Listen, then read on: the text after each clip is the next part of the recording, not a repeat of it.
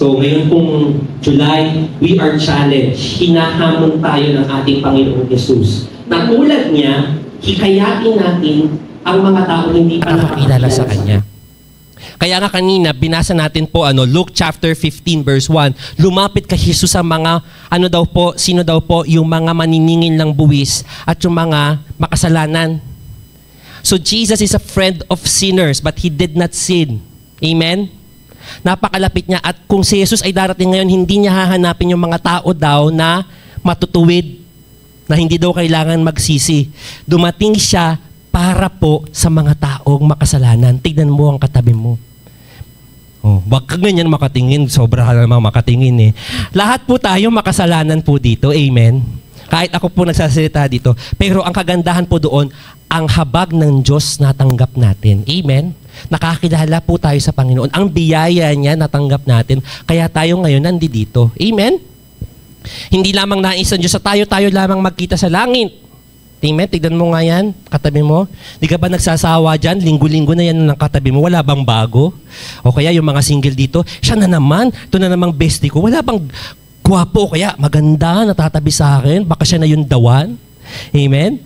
Nais niyang lahat tayo ay makarinig ng mabuting balita, magsisi sa ating kasalanan, at tumalikod sa ating mga kasalanan, at mamuhay ayon sa Kanyang kalooban. Kaya po ang atin pong topic ngayon, ang title po natin, Ang Pintig ng Langit. Sabihin nyo nga, Ang Pintig ng Langit.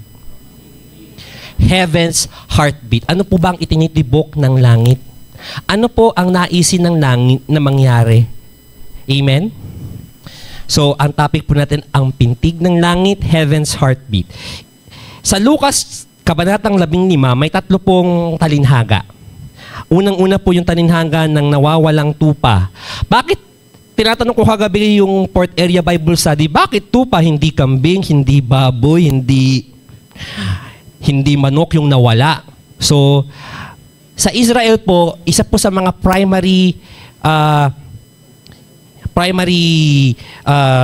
na ginagawa nila sa agriculture is yung pag-aalaga po ng tupa. Eh bakit tupa? Sa lahat po ng mga hayop, napaka-stubborn po ng tupa. Pag nagkakuto po yan, ang gagawin lang po niyan, ano lang yan, babalikwas lang yan, hindi niya kakamutin yan. Kaya sabi po ng Psalm 23, you anoint my head with oil. Kasi yung oil na yun, yun yung mag-aalis ng mga peste dun sa tupa. Kaya kinakailangan tayo po, hinahanap natin yung mga nawawalang tupa. Importante po yun. Tinanong ko rin sila, bakit ba ang siya-siya nung pastol nung nahanap niya yung tupa? Kasi yun yung trabaho niya eh. Trabaho ng pastol na alagaan ng tupa. Pag may nawala niya sa kanya, ano pong mangyayari? Baka singilin sa kanya kung magkano yung isang tupa. That's why it's very, very important for Israel, for the sheepfold na maging kompleto sapagkat doon po kinukuha yung kanilang kabuhayan. Now, sumunod po doon yung talinhaga ng nawawalang salapi. Remember po, wala pa pong mga papel-papel po noong panahon na yon, puro po coins, silver coins. At sa pagre-research ko po, when I research yung nawawalang salapi na yon, it is equal to 1 month wage. Kaya siguro, nung nahanap yon, ano daw gagawin pagka nawawala yung isang bagay? Ano sasabihin ng nanay natin? Hindi bibig ang panghanap, mata ang panghanap. So anong ginawa doon ng babae? Nagwalis siya sa bahay niya, nagdinis siya para mahanap niya yung nawawalang salaping pilak. At ano po yung nangyari? Galak na galak siya. Sino po sa inyo dito nung sumakay kayo ng jeep?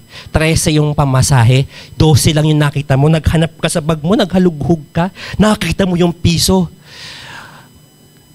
Napawi yung pagpapawis mo at saka yung kaba mo.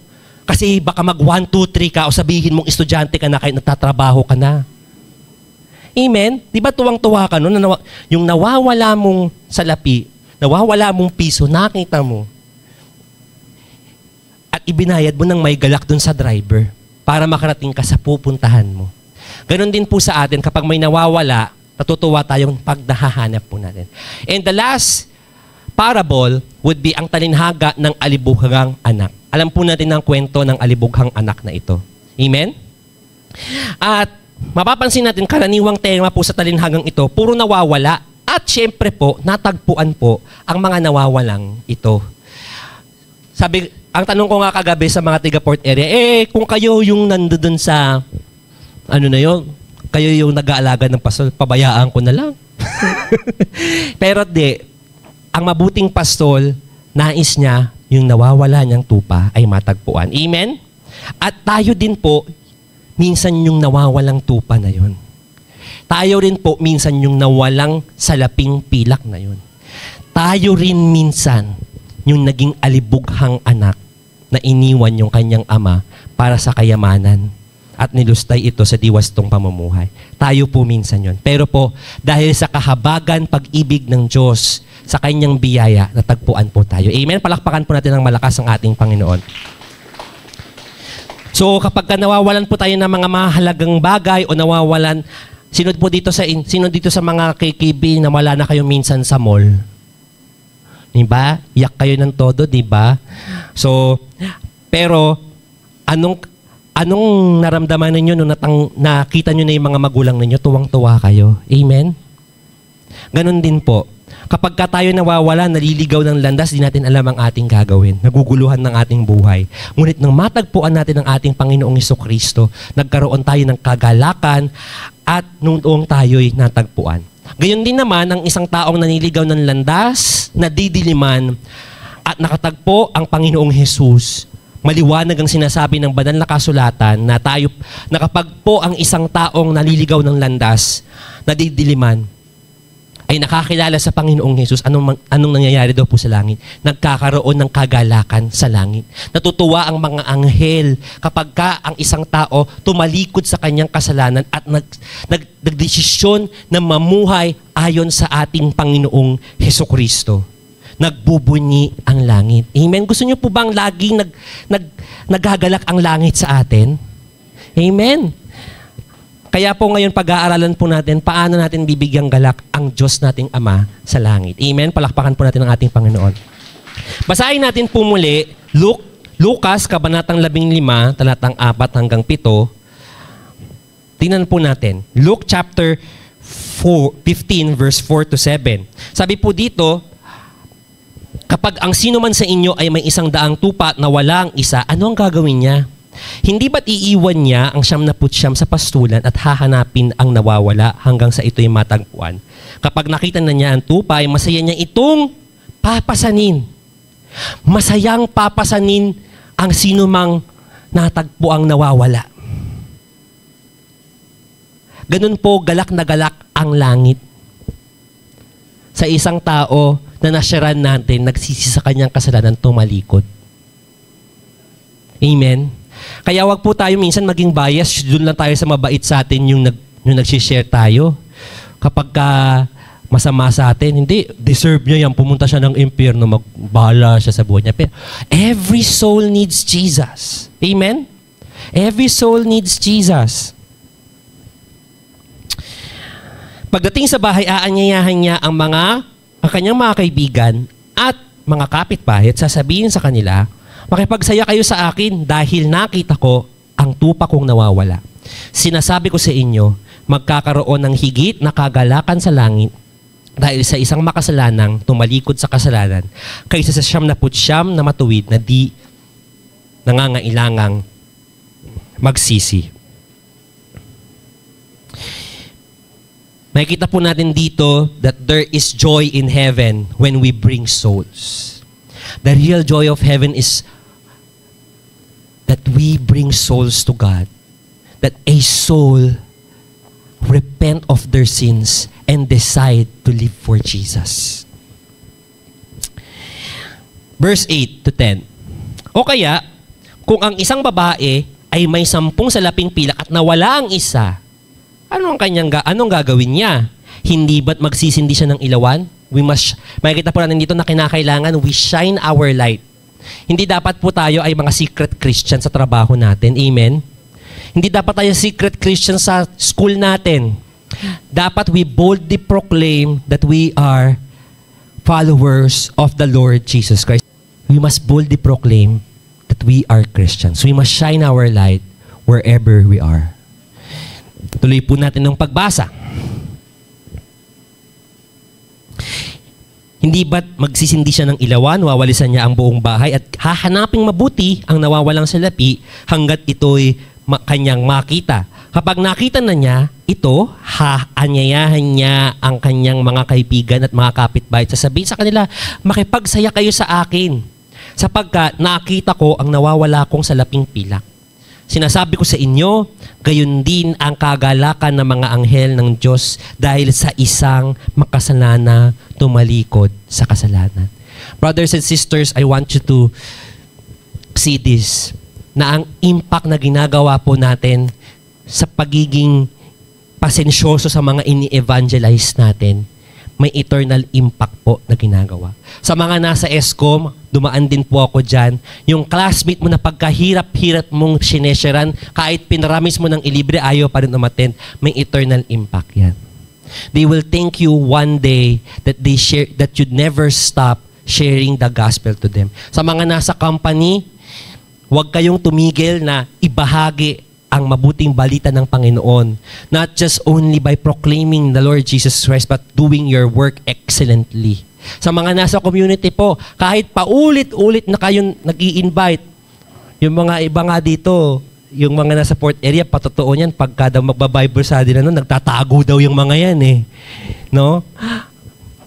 Huwag ninyong titignan na hindi natikita ng Diyos ang mga ginagawa natin. Although sa una po talaga napakahirap, magbubungkal po tayo ng lupa para maitanim yung buto ng mabuting balita doon sa mga tao na iyon.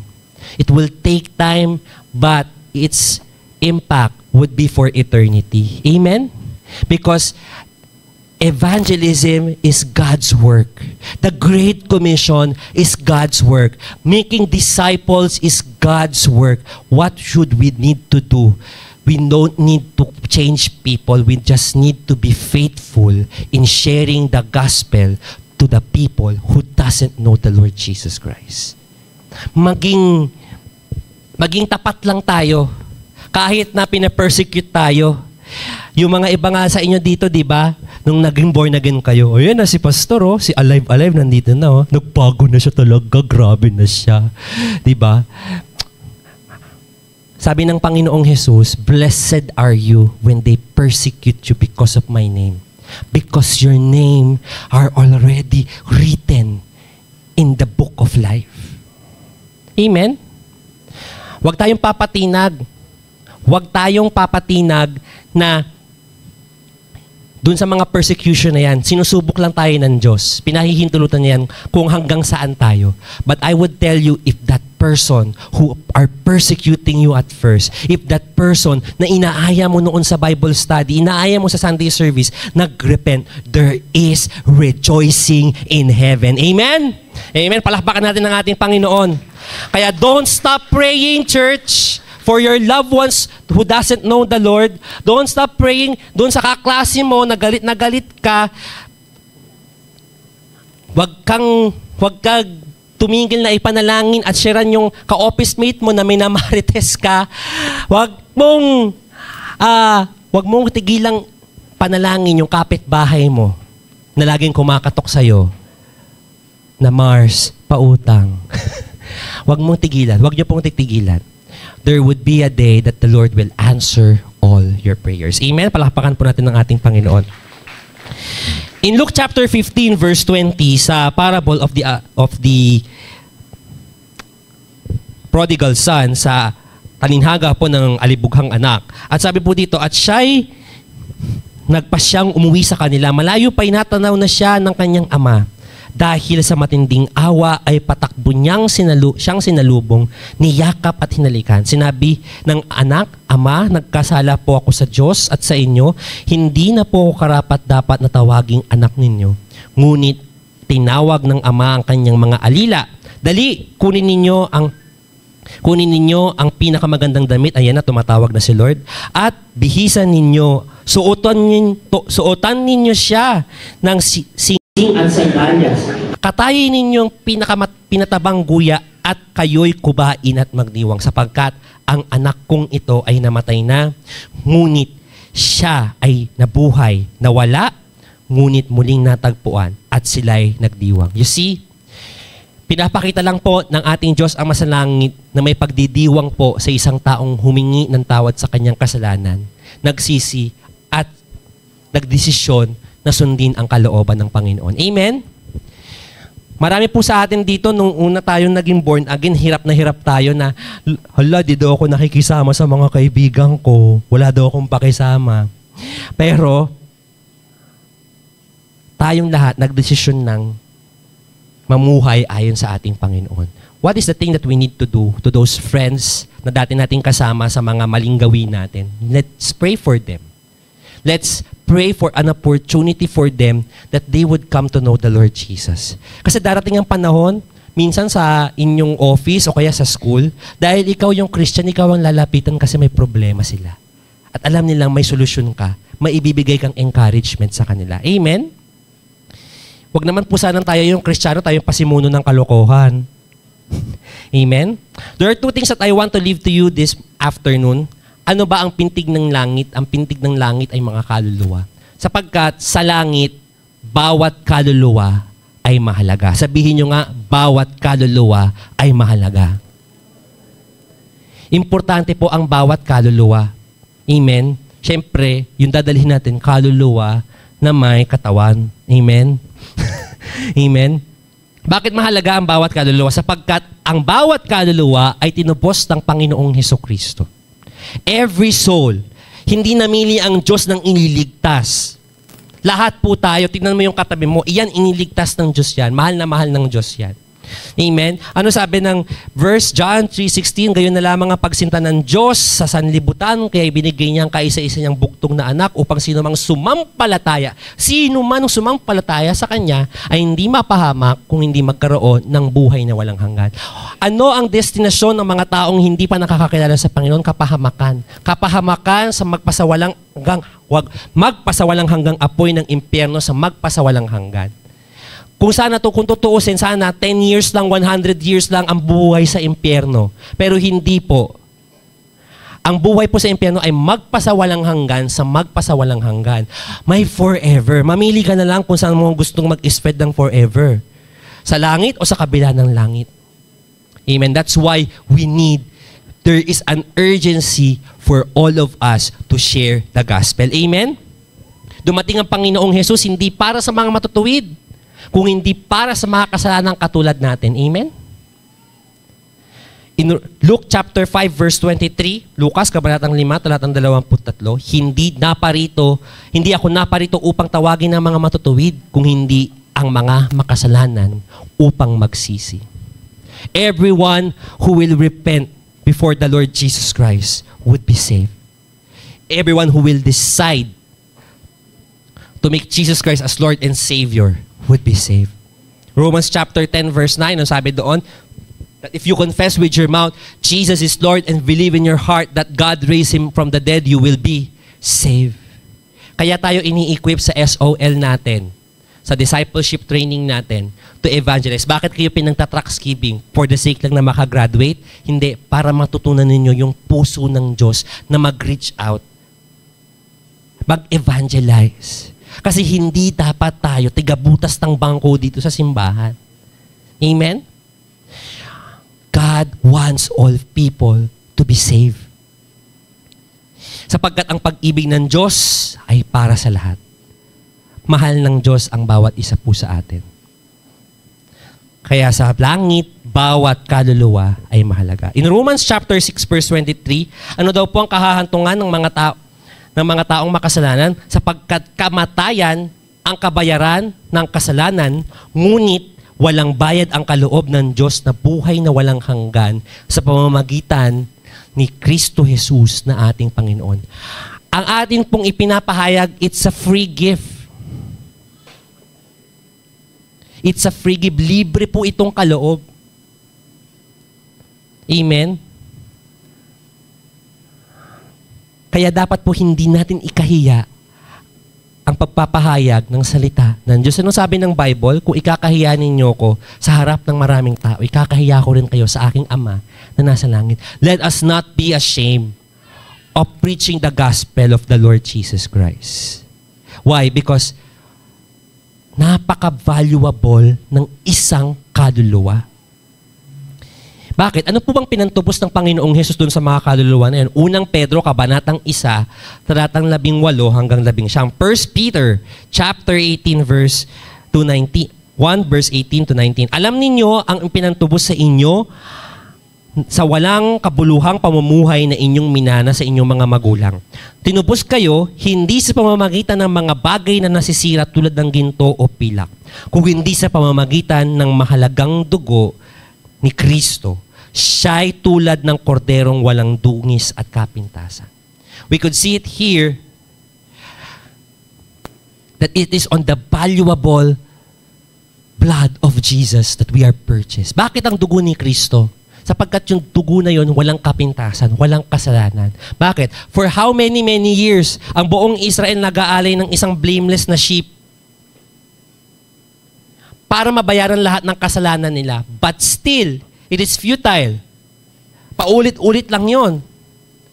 Pero dahil sa habag at biyaya ng Diyos, binigay niyang ating Panginoong Hesukristo so that you and I would be paid for our sins. Binayaran na ng Panginoong Hesus yung kaligtasan na meron po tayo ngayon. Amen? Hindi ginto o pilak ang binayad ng Panginoong Hesus upang tayo ay iligtas. Binayaran niya tayo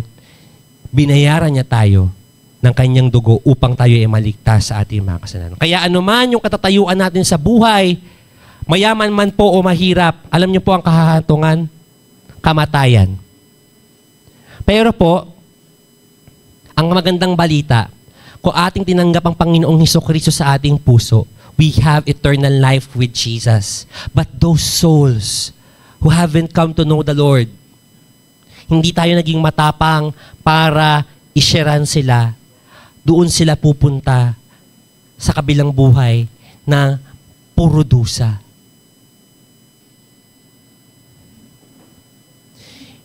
Kaya po sinabi sa Marcos, kabanatang 8, talatang 36 hanggang 37. Sapagkat ano ba ang papala ng isang tao, makamtan man niyang buong daigdig, ngunit mapapahamak naman ng kanyang sarili. Ano bang maibabayad ng isang tao para mabawi niya ang kanyang buhay? We can gain all of the things of this world, but our soul is priceless before our God. Ang mga tao pong nakapaligid sa atin, kailangan nilang marinig ang mabuting balita ng kaligtasan. Romans chapter 1 verse 16, Roma kabanatang 1 talatang 16, hindi ko kinakahiya ang mabuting balita sapagkat ito ang kapangyarihan ng Diyos para sa kaligtasan ng bawat sumasampalataya. Unay sa mga Hudyo, gayon din sa mga Grego. You could see it here that the gospel itself has the power to save. Amen? Si Jesus lang, ipahayag natin, may kapangyarihan ng pangalan ni Jesus para magligtas. Amen? Bakit po? Tayo po in-empower ng Panginoon eh. Yung atin pong ipinapahayag, powerful eh. Amen? Huwag niyo pong sabihin na hindi po kayo pastor para magpahayag ng salita ng Diyos. Every one of us as Christians should be witnesses of our Lord Jesus Christ. Amen? Wherever you are right now, yung hindi magagawa ng ating pastor, hindi magagawa ng ibang leaders, kayo magagawa ninyo. Yung abutin yung office mate ninyo, hindi nyo kailangan ng pastor, kayo mismo yung gagamitin ng Diyos. Yung abutin yung kaklase ninyo, kayo ang gagamitin ng Diyos. Amen? Kaya hindi natin dapat ikahiya ang pagpapahayag ng mabuting balita ng ating Panginoong Hesukristo. Sapagkat may kapangyarihan ang mabuting balita ng Panginoong Hesukristo. May kapangyarihan ng Panginoong Hesukristo para magligtas ng tao. Amen? Palakpakan po natin ang ating Panginoon. So una pong point, sa langit, bawat kaluluwa ay mahalaga. Sabihin nga po natin, sa langit, bawat kaluluwa ay mahalaga. Yung may conviction naman po. 1, 2, 3, go. Lahat ba kayo tagalangit talaga? Sino yung mga tagalangit dito? Okay. O, yan na naman tayo. Sabi, sino gusto pumunta ng langit? Woo! Taas kamay lahat. Sino gustong mauna? Wala. Amen? Pero po sa langit, bawat kaluluwa ay mahalaga. And hindi natin maarok yung pighati kapag may isang tao tayong nakilala na hindi nakarinig ng mabuting balita ng salita ng Diyos. And imagine how sorrowful is heaven if there are souls going every day without knowing Jesus. Amen? Second, sa langit may pagbubunyi sa isang kaluluwang nagsisisi at tumalikod sa kanyang kasalanan. Luke chapter 15 verse 7 and 10, then balikan po natin yung verse 24. Sabi po dito, sinasabi ko sa inyo, magkakaroon ng higit na kagalakan sa langit dahil sa ilan lang daw? Isang makasalanang tumalikod sa kasalanan kaysa sa 99 na matuwid na di nangangailang magsisi. Sometimes, tayo pong mga tao, we tend to judge bago tayo mag-evangelize. We tend to have biases before we evangelize. But the Lord Jesus, He doesn't have any bias. Lumapit sa Kanya ang lahat ng makasalanan. Mga makasalanan ang mga gustong lumapit sa Kanya. Bakit natin ilalagay yung judgment sa ating mga kamay? Tayo din naman niligtas ng ating Panginoong Jesus. Verse 10. Sinasabi ko sa inyo, gayon din ang kagalakan ng mga anghel ng Diyos dahil daw sa isang makasalanang tumalikod sa kasalanan. Imagine, isa lang daw. Ilan po tayo dito? Ngayon yung head count natin. Each one bring one disciple one. Isa lang daw. Ikaw magdadala ka ng isa o lahat tayo magdadala ng isa? Anong mangyayari sa langit kung lahat tayo magdadala ng isa lang? Tapos yung tumalikod sa kasalanan. Grabe yung pagbubunyi ng langit if each one of us will bring one soul. Amen? Imagine the joy of heaven if each one of us will bring one and that one would repent before God. Amen? Verse 24. Sapagkat ang anak kong ito ay namatay na, ngunit siya ay nabuhay. Nawala, ngunit natagpuan. At silangay nagdiwang. Each of us here has our own story. Story of how we came to know the Lord Jesus Christ. Kung paanong naliligaw ang ating mga landas. Kung paanong tayo nadidiliman. Yung story pa lang natin, pwede na nating sabihin yun. Upang yung ibang tao makakilala din. Amen. Your testimony is powerful. Don't ever hesitate to share it with others. Amen? Nais po ng ating Ama sa Langit na ang mga taong hindi pa nakakakilala sa Kanya ay magbalik loob sa Kanya. Bakit po? Ang langit ay bukas para sa lahat ng magsisisi sa kanilang mga kasalanan. Lahat. Ano man ang katatayuan natin sa buhay, mayaman po o mahirap, welcome po sa langit. Amen. Bakit po? Ang pintig ng langit ay pintig ng Diyos nating Ama sa langit. 2 Pedro, Kabanatang 3, Talatang 9, ang Panginoon ay hindi nagpapabaya sa kanyang mga pangako, gaya ng inaakala ng ilan. Sa halip, nagbibigay siya ng pagkakataon sa lahat sapagkat hindi niya nais na may mapahamak kung hindi ang lahat ay makapagsisi at tumalikod sa kasalanan. Kaya habang may oras pa po tayo, wag po tayo darating sa punto na sana pala na-sharean ko itong kamag-anak ko na to para alam ko na pupunta sa talaga siya ng langit. Kasi po, huli na ang lahat kapag nandoon na po sa pinaglalamayan ka na, huli na ang lahat kung hindi ka nakapagsisi sa inyong mga kasalanan, sa ibang lugar, sa impyerno ang buhay na walang hanggan mo. Amen? Kaya lagi nga pagka funeral service po, lagi ko po sinasabi, ito pong ginagawa po natin ay hindi na po para siya makaakyat sa langit. ito po ay para po sa atin. Paalala na darating tayo sa kamatayan natin. Ang tanong, handa ba tayo? Ang tanong, handa ba yung mga kamag-anak natin? Na balang araw, darating sila sa langit o doon ba sila pupunta sa kabilang buhay? Amen? So let us not be ashamed of the gospel of our Lord Jesus Christ.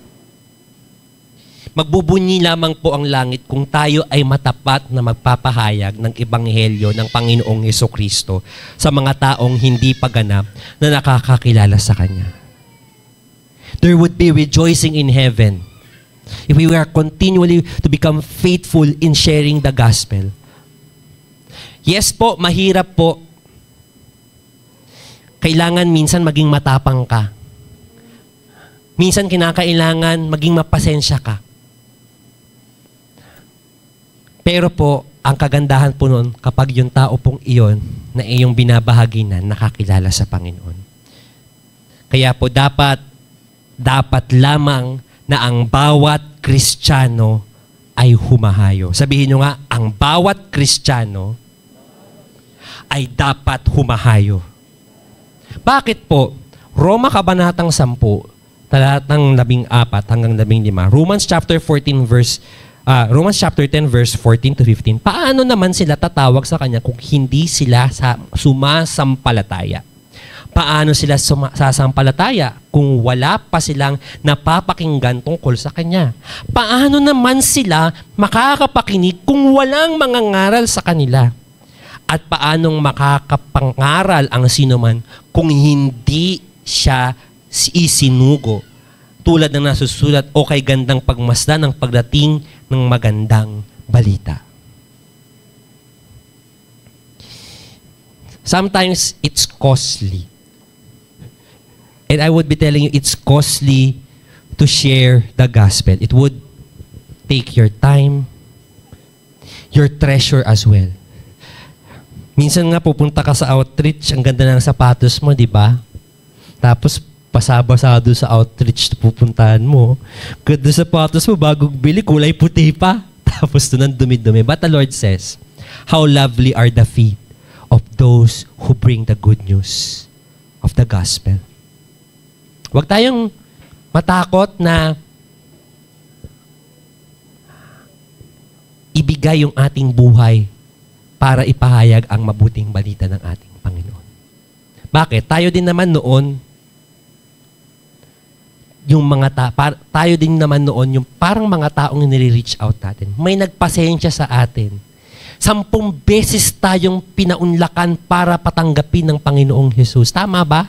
10 beses nyo nang pinag-pray yung sinner's prayer. Wala pa rin talab sa inyo. Pero isang araw, sineran ka ulit ng kaibigan mo. Tinanggap mo ang Panginoong Jesus sa puso at buhay mo. Amen? Kahapon po, may meeting po ulit kami. May mga meeting kami galing Hong Kong. Noon, ang mga tiga Hong Kong, pag tinawagan mo, meron ba kayong testimony dyan na yung nagtatrabaho, nakakilala sa Diyos yung amo niya? Noon, madaming kwentong ganon. Ngayon, sabi daw nila, parang wala na. Amen? May mga testimony ba tayo dito na nasa school ako noon, nakakilala ako sa Panginoon? Sana po marami tayong mga ganong testimony na dahil sa'yo, may magpapasalamat kasi nakakilala siya sa Panginoon. Kung hindi, naging huli ang lahat. Amen? Tingnan po natin yung estado po ng mundo, the state of the world. There are 8 billion people all over the world right now. May 8 bilyong katao na po sa mundong ito. At 4.8 billion people still do not know the Lord Jesus or the gospel. And the sad reality po, according to statistics, 50,000 people are dying every day without knowing the Lord Jesus. Sad reality. Imagine, ang pighati ng langit sa 50,000 na kaluluwang hindi pa nakakakilala sa Diyos.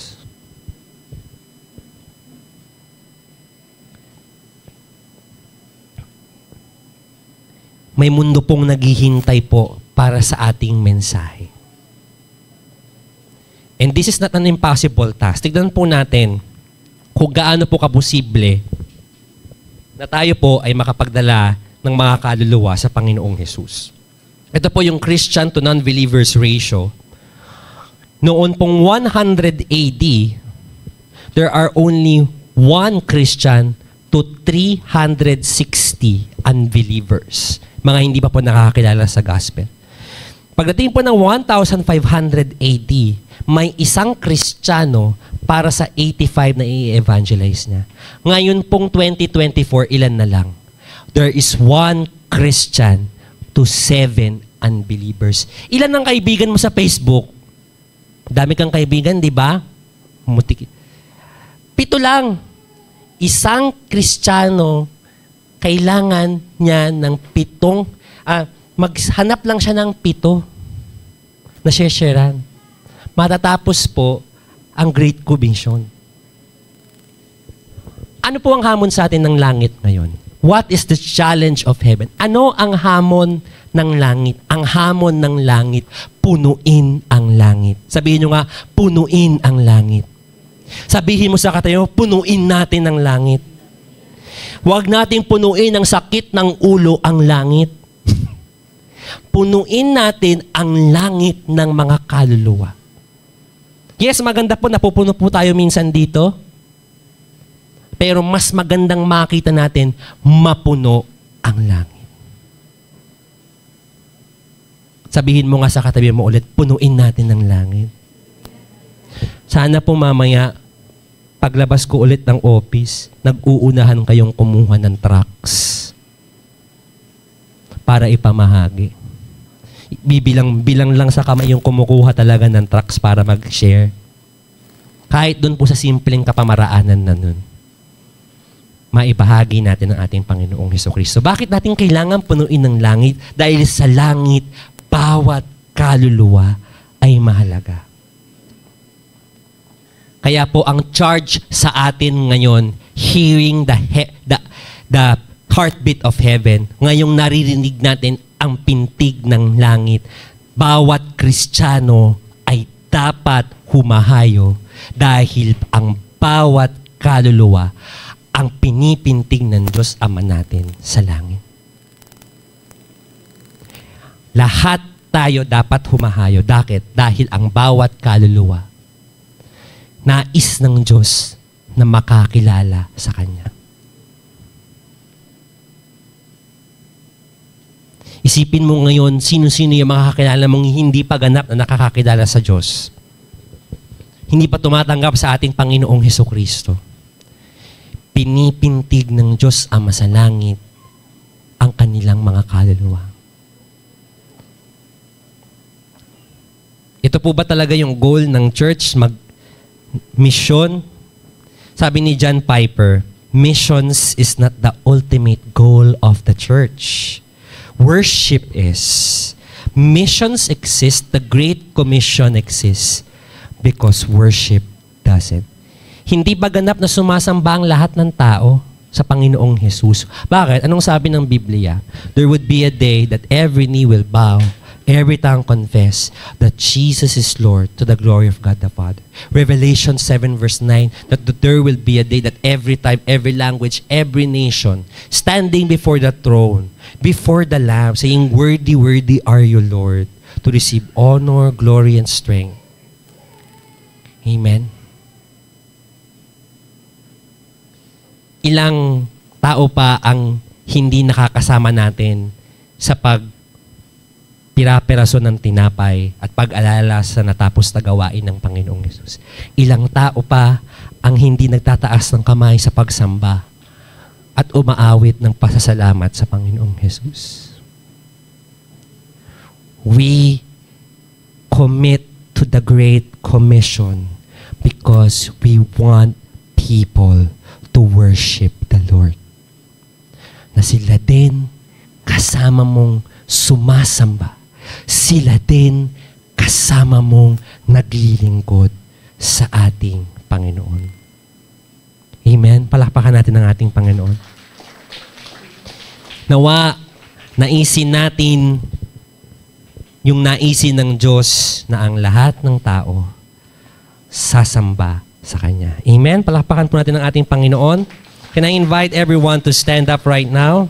There is only one believer for 7 non-believers. Ilan ang mga non-believers na hindi pa hindi pang na-sharean or na-sharean mo na, hindi naman sila tumanggap. Mga kapatid, it's high time. Ang kagandahan po nagdedeklara tayo ng revival. At sa revival, hindi lamang yung mayamang presensya ng Diyos ang ipinadadama niya sa atin. Pero kung may revival, may pagdadala ng mga kaluluwa. When there is revival, souls are coming back to the Lord Jesus Christ. I remember the time kinikwento about the revival in Wales. Napakagandang kwento. Tinanong nila yung police. Sabi ng mga journalist, mga nagsusulat ng dyaryo nun, anong ginagawa ninyo ngayon na wala ng mga krimen? Dahil nung nagkaroon ng revival, wala ng krimen. Walang mga nang hold up ng bangko. Walang mga krimen na nangyayari. Walang nagnanakaw. Sabi nila, dito sa amin, sa presinto namin, may 4 na quartet. Kung kailangan ng isang simbahan, kasi lahat ng mga tao nasa simbahan nun, sa Wales Revival, kung kailangan ng quartet ng simbahan, papapadala kami. Araw-araw puno simbahan sa Wales Revival. And there is a massive repentance that is taking place at that time. People are coming back to the Lord.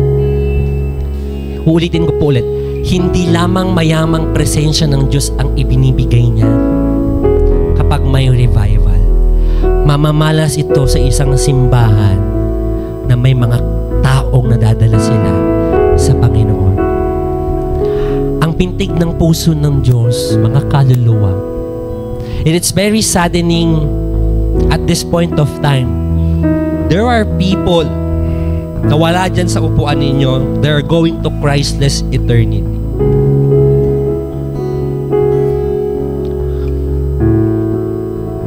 Ang panalangin ko sa aking puso na sana dumating ang panahon, tayong lahat,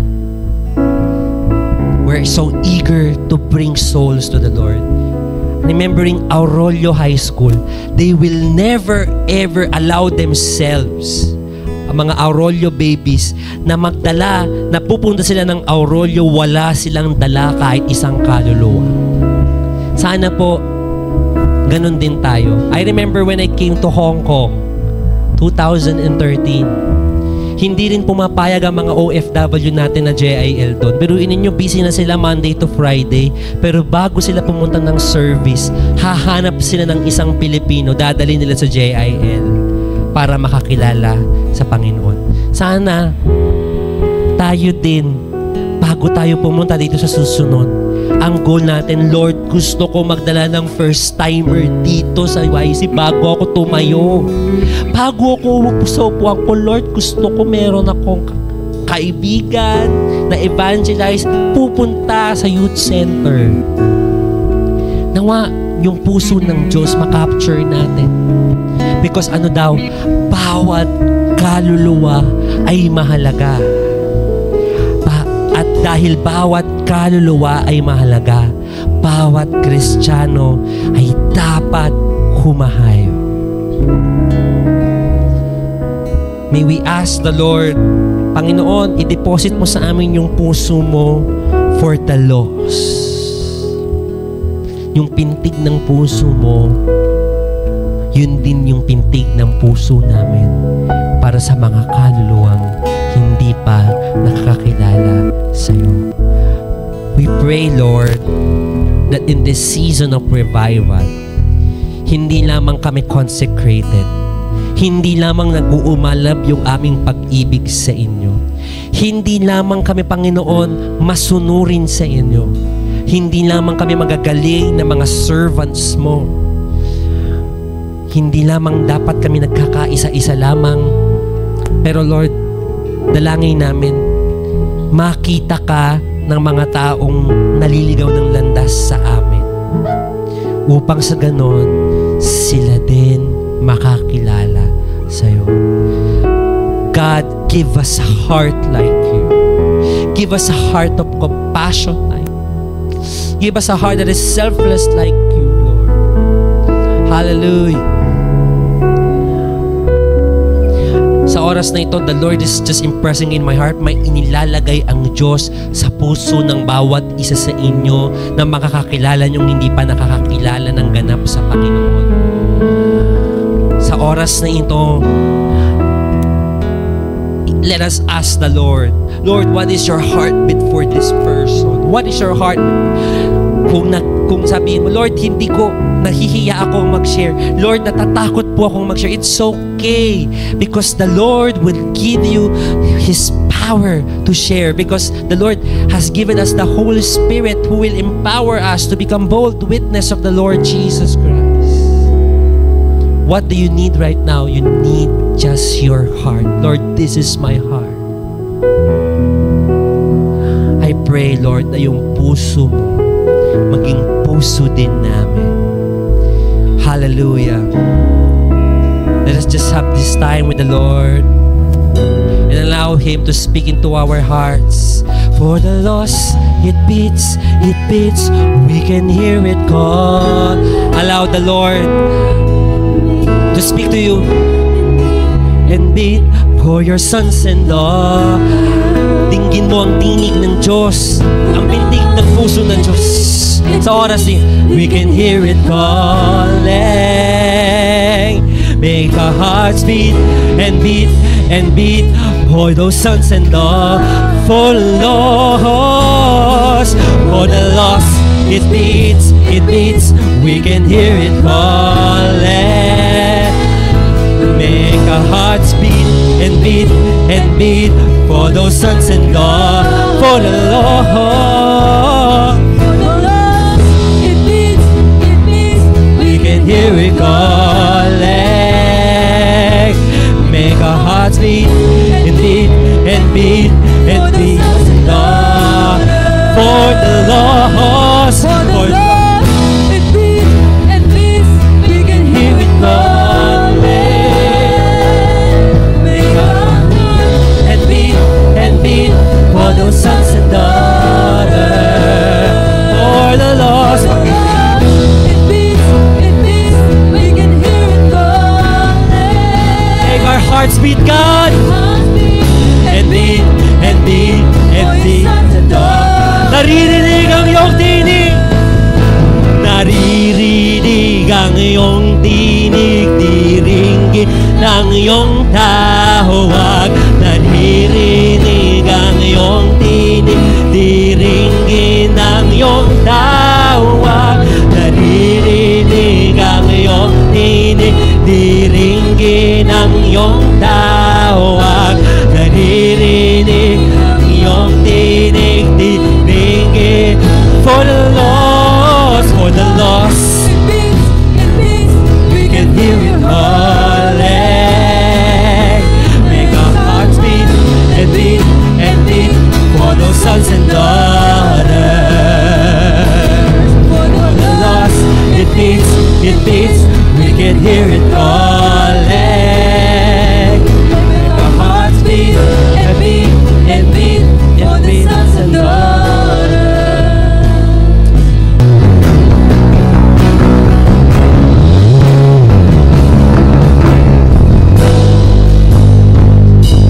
Your fire burns within me, burns within. Come on, lift up your hands to the Lord. Your fire, come on, burns within me, burn within me, with your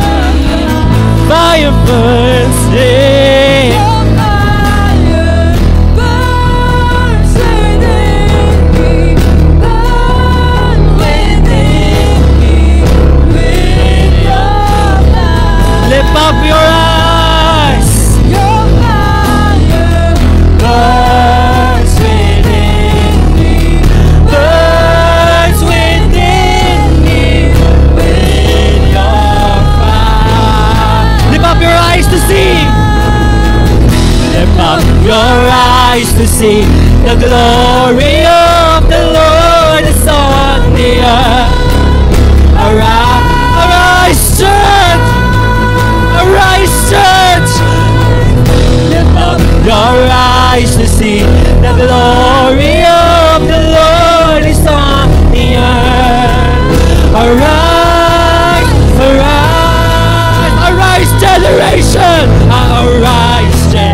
No longer forsaken! Arise, arise, arise, arise, generation! Arise, church!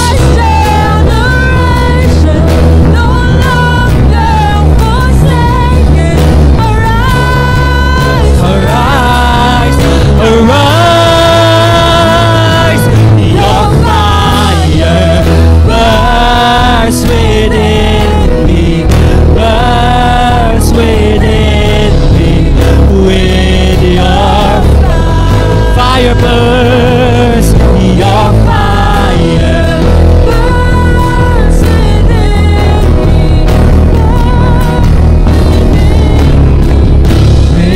Just the people of God singing. Just the people of God singing. Come on. Your fire burns within me, burn within me with your fire. Your fire burns within me, burns within me with your fire. Hallelujah. Lord, give us that fire for evangelism. Give us that fire for souls, Lord. In the mighty name of Jesus, receive the fire of God right now. In the mighty name of Jesus, receive, receive, receive that fire. The fire to share the gospel, the fire to win the lost, the fire to go to the lost places, to the dark places. Receive that in Jesus' name. So we give all the glory, all the honor and praise in Jesus' name. Your fire burns. Your fire burns within me, burn within me with your fire. Sing your fire. Your fire burns within me, burns within me with your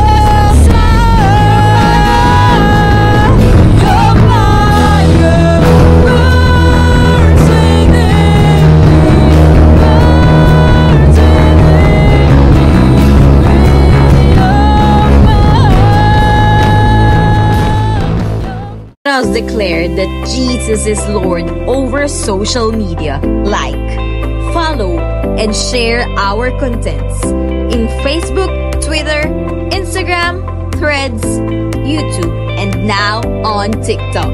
Let us proclaim, share the goodness and greatness of our God through our social media accounts.